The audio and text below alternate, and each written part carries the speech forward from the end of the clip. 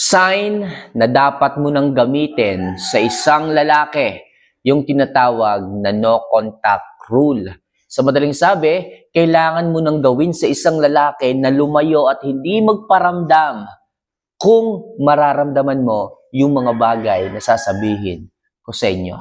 So mga kababae, bago po natin pag-usapan yung mga tips na aking share sa inyo ngayon, isa lang palaging sinasabi ko, don't forget to click the subscribe button, mag-like sa video, at syempre mag-comment na rin po kayo dito kung sa tingin ninyo is meron kayong problema sa inyong buhay pag-ibig, kung meron kayong gustong idagdag sa aking mga nasabi, so open naman po yung comment section para dyan. So kung napindot nyo na po yung mga buttons dyan, maraming salamat mga kamamay at simulan na po natin ang topic ngayong umagang ito. Ano nga ba ang mga sign na kailangan at dapat mo nang gamitin ang no contact rule pagdating sa inyong relasyon? So number 1, gamitin mo ito kapag minsan na lang siya magparamdam sa iyo. Yes mga kamamay, kung ang isang lalaki ay napakadalang ng magparamdam, madalang pa sa patak ng ulan magparamdam sa inyo, baka ito na yung panahon para gawin nyo ang no contact rule at makita niya ang value mo. Yes mga kamamay, ang isang lalaking totoo at nakafocus sa inyo ang pagmamahal, halos araw-araw yan may paramdam sa inyo. Pero kung ang isang lalaki ay halos 3 araw bago magparamdam o 1 linggo bago magparamdam, mag-isip ka na kamamay. Mag-isip ka kung tama pa ba ang nangyayari sa inyong relasyon. Bakit ganun ang aking jowa? Bakit ganun ang aking asawa? Dati-rati naman, araw-araw siya nagpaparamdam. Dati-rati naman, nababaliw pa nga siya sa akin Halos oras-oras nagpaparamdam. Pero bakit ngayon? Naging 2 araw. Tapos naging 4 na araw. Tapos ngayon, umabot pa ng 1 linggo bago magparamdam. Kapag kaganyan mga kamamay, baka hindi nyo na maramdaman yung pagmamahal. Baka may kahati na kayo dyan mga kamamay. O baka kaya naman, nagiging masyado nyo siyang busy sa mga bagay-bagay. Tandaan nyo, dapat pinapriority din kayo ng isang lalaki. At mangyayari lang muli yon, manunumbalik lang muli yon kung gagawin mo sa kanya yung tinatawag na no contact rule. Kamamay, totoo bang makakatulong yung no contact rule na yan? Baka mamaya lalong lumayo Baka mamaya lalong hindi magparamdam Mga kamamay, sinasabi ko palagi sa inyo, ang no contact rule dyan yung po makikita ang totoong halaga ninyo. Maaaring oo, maaaring hindi. Pero isa lang ang gusto kong linawin. Ang no contact rule, dyan lalabas ang totoong nararamdaman at totoong value nyo pagdating sa isang lalaki. Pero kung kayo is wala ng value, wag na kayo mag-expect na babalik yan pag nag no contact rule kayo. Pero at least, nalaman po ninyo kung sino yung totoo sa hindi. Diba? Kung hindi man bumalik ang isang lalaki, huwag nyo nang paghinayangan. Kasi doon nyo malalaman kung talagang totoo ang pagmamahal nila sa inyo. Pero kung totoo talaga ang pagmamahal nila sa inyo, natatabunan lamang na kung ano-anong bagay sa kanya, muli yung mabubuhay, muli yung lilitaw, muli kanyang makikita sapagkat magtataka, magtatanong, magwa-wonder ang isang lalaki kung bakit bigla kang nawala. Kung dati lagi kang naghahabol sa kanya at yun palang dahilan kung bakit hindi siya nagpaparamdam, sapagkat lagi ka lang naman nandyan. Sapagkat lagi ka lang din namang nagpaparamdam at tumatawag, masyado kang makulit. Kung bakit palang isang lalaki hindi na nagparamdam ng araw-araw dahil makulit ka, naumay na rin siya, busy siya, kapag nag-no contact rule ka mga kamamay, siya na yung gagawa ng mga bagay na ginagawa mong noon sa kanya. Yung dating tawag ka ng tawag, siya na yung magtatanong.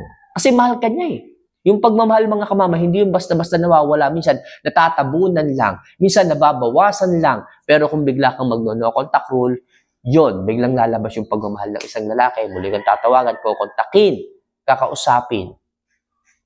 At doon nga, mararamdaman ng isang lalaki, presensya mo na dapat lagi ka lang nandyan. Ang mahalaga lang, dapat hindi ka masyadong nagiging makulit, kailangan nagpapamiss ka din paminsan-minsan. So sana malinaw tayo dyan mga kamamay So next, gawin mo ang no contact rule kapag pinararamdam niya na hindi ka na mahalaga. Yes, mga kamama, ito nga yung sinasabi ko sa inyo. Kapag pinararamdam niya na hindi ka na niya inuuna, yung tipong halos ang tagal-tagal niya na bago magparamdam, yung halos hindi ka na niya matanong sa araw-araw, hindi naman masama na hindi masyadong magparamdam Hindi naman masama yun, basta sa araw-araw meron kayong pag-uusap. Halimbawa, sa umaga, sabihin mo, babe, Ngayong araw magiging busy ako. Siguro magtitinda muna ako ng nitong aking mga produkto sa palengke. Baka hindi ako makapagparamdam, baka mamayang gabi na lang ulit ako makachat sa iyo, ha? Sinasabi ko. Yung ganon, kahit isang beses lang kayo mag-usap sa umaga, kahit sa gabi na yung sunod, may malinaw kayong usapan. Okay? So yun yung sinasabi ko sa inyo, okay lang na sa umaga lang kayo mag-usap. Tapos sunod na sa gabi na, walang problema doon. Pero kung ang isang lalaki, mga kamama, hindi ka na pinapriority, hindi ka niya pinapahalagahan, the whole day, wala siyang paramdam. Okay, lumipas lang 2 araw, wala siyang paramdam. Ibig sabihin, hindi ka na pinapriority. Wala ka ng halaga. Pagka ganun pinararamdam sa inyo mga kamama, yung tipong hindi mo na maramdaman eh. O kaya naman, nag-chat ka sa kanya, sinisin ka lang. Tinatawagan mo siya, hindi naman siya sumasagot. O kaya naman, nagre-reply siya, parang napaka-cold. Pag na-feel mo na wala ka na parang halaga sa kanya, yung tipong parang ibang tao ka na, mag-no contact rule ka na. Parang isang lalaki matauhan, parang isang lalaki magising, parang isang lalaki ay makaramdam na dapat kanyang bigyan ng atensyon at oras. So, kailangan nyo yung gawin mga kamamay kung na-feel po ninyo na wala na kayong halaga pagdating sa isang lalaki. Okay? So, sana malinaw tayo dyan. So, next, gawin mo ang no contact rule kapag wala na siyang gana sa iyo.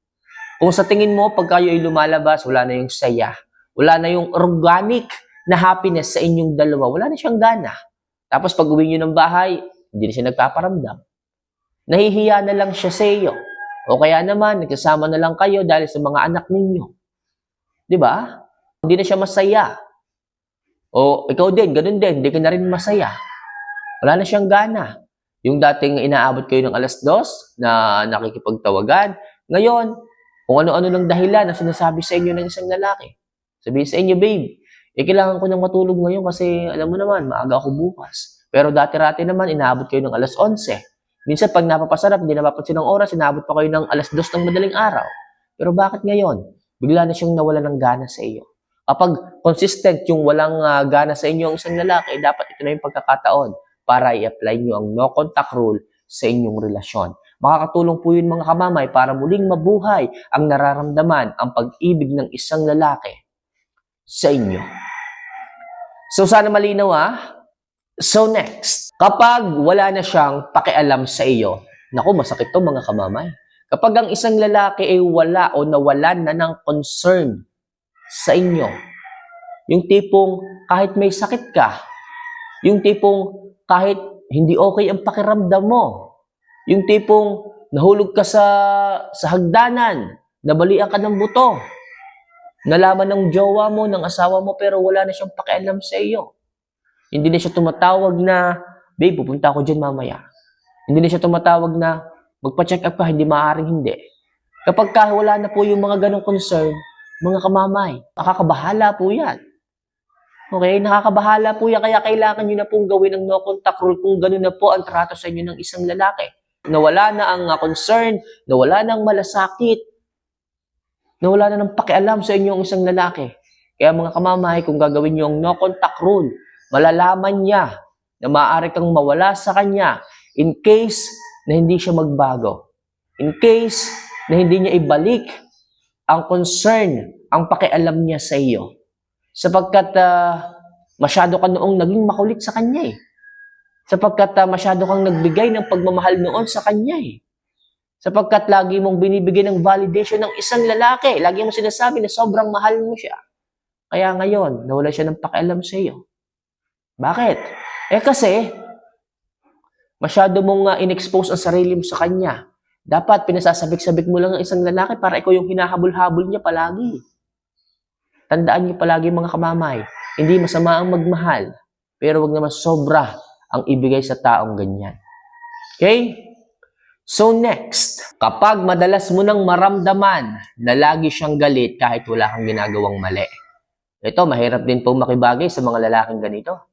Kung alam mo na ginagawa mo naman yung part mo bilang isang jowa, isang partner, isang asawa, isang girlfriend, pero at the end of the day, lagi pa rin galit, lagi pa rin mali, lagi pa rin violente, lagi pa rin mainit ang ulo, kapag nakikita ka niya, ito na yung sign mga kamamay na mag-no contact rule kayo sa kanya.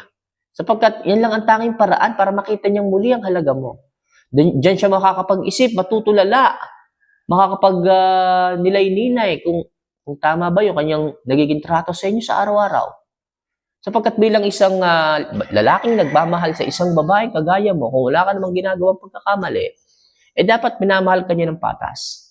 Hindi yung pinapakitahan kanya palagi ng init ng ulo. Nasa ng pagmamahal din mga kamamay. Mararamdaman lang ng isang lalaki yung halaga mo kung magno-no contact rule ka, lalayo ka sa kanya at posible siyang maiwanan kapag hindi siya nagbago. Kaya mahalaga, tiisin mo hanggat kaya mong tiisin ng isang lalaki kapag nag-no contact rule ka sa kanya.